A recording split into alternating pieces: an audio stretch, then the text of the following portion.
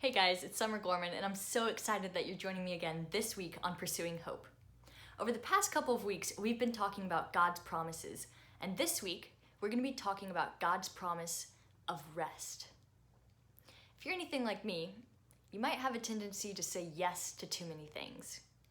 I've often found myself going, trying to be here, do that, be everything for everyone.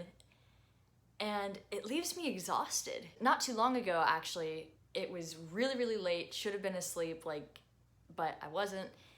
I was trying to spend time with God, and I was just talking to him about this and saying, God, I feel like I'm trying to do this and do that and be here and be everything for everyone, but I feel like it's never making an impact.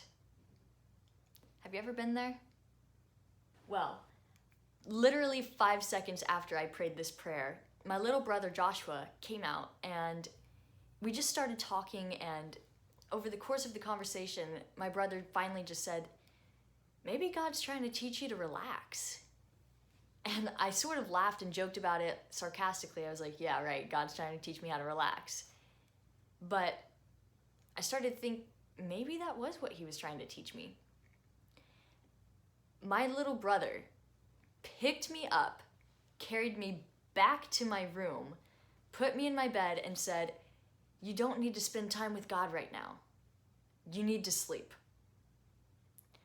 And immediately after he left, I started laughing and crying at the same time, because what I realized is I had over-spiritualized what God was calling me to do. I didn't have to be spending all of this time trying to work to be good enough in his eyes. I simply needed to just rest in the fact that he was God, he was good, and he was in control. I wonder how many of us spend all of our time trying to work and be better and try to do all of these different things, maybe even with pure motives, but we find ourselves exhausted and we're asking God, how can I have rest? And he's simply saying, accept it. It's already been freely given. It's not something we have to try to work for or achieve. It's something that has been freely given. The Bible puts it this way in Matthew 11:28. Come to me, all who are weary and burdened, and I will give you rest. My friend, rest is possible, and it's right here, and it's right now.